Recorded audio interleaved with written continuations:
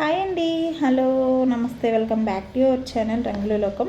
ఈరోజు ఈ వీడియోలో ఈవినింగ్ స్నాక్స్కి పిల్లల కోసం అయితే నేను బఠానీ మిక్చర్ని అయితే ఇంట్లోనే చేస్తున్నాను. అది బఠానీ చాట్ అండి. అందుకని చెప్పేసి నేనైతే వైట్ బఠానీని తీసుకొని ఒక 8 అవర్స్ అయితే నానబెట్టుకున్నానండి. నానబెట్టుకున్న తర్వాత ఇలా కుక్కర్లో వేసి అలా కుక్ చేసుకున్నాను. మనం జస్ట్ ఇలా ప్రెస్ చేస్తే మనకి కుక్ అయిపోయినట్లు, మరీ ఎక్కువసేపు కుక్ చేసినా కానీ అవి బాగా మెత్తగా అయిపోతాయి. అలా కాకుండా జస్ట్ మనం ఇలా ప్రెస్ చేస్తే ఉడికేంత వరకు చూసుకొని మనం విజిల్స్ అయితే పెట్టుకోవాలి. నేనైతే ఒక 5 విజిల్స్కి అయితే ఉడికిపోయినాయి. ఇప్పుడు నేను ఏం చేస్తున్నానంటే ఒక కప్పుడు బఠానీ అంటే ఉడికిచ్చిన బఠానీనే పక్కన పెట్టుకుంటున్నాను. కొన్ని ఏమో మిక్సీ పట్టేసుకున్నానండి. మెత్తగా మనకి పేస్ట్ లాగా అయితే మిక్సీ పట్టుకోవాలి.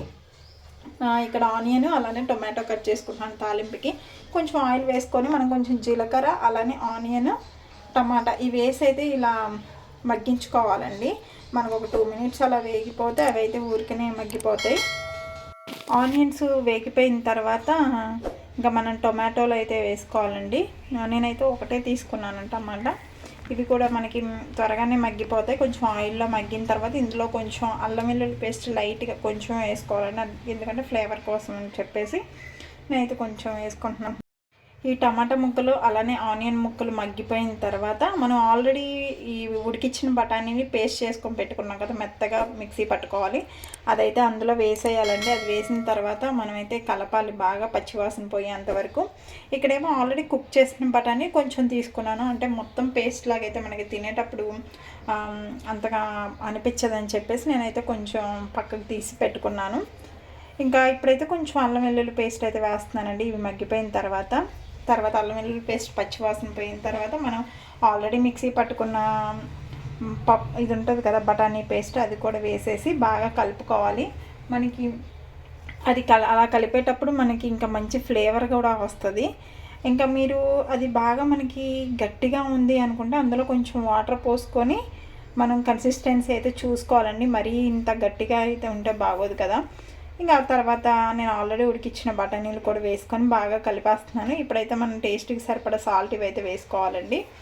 మనం వాటర్ యాడ్ చేసుకుంటూ ఉండాలి. అంటే మనకి ఎట్లా కన్సిస్టెన్సీ ఎలా ఉంటే బాగుంటుంది అన్నట్లుగా యాడ్ చేసుకొని వాటరు, ఇందులో కొంచెం సాల్ట్ అలానే కారం, తర్వాత గరం మసాలా, జీలకర్ర పౌడర్, వేయించిన జీలకర్ర పౌడరు ఇవన్నీ వేసేసి బాగా కలపాలండి. అంటే ఒక 5 మినిట్స్ అయితే సిమ్లో పెట్టి కుక్ చేసుకోవాలి. మనం కలిపేటప్పుడు మనకి కళాయికి అయితే అంటకుండా ఎప్పుడైతే వస్తుందో అప్పుడు మనకి ఫైనల్గా ఏదైతే రెడీ అయిపోయినట్టు. నేనైతే ఇక్కడ కొత్తిమీర కొంచెం పుదీనా కొంచెం అయితే యాడ్ చేసుకున్నాను.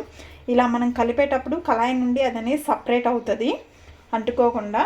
మనకు అలానే కలర్ కూడా మనకి కొంచెం చేంజ్ అవుతుందండి. ఇలా మనం కలిపేటప్పుడు కళాయికి అయితే అంటుకోదండి. అలా అయితే ఫైనల్గా మనకి చాట్ అయితే రెడీ అయిపోయినట్లు.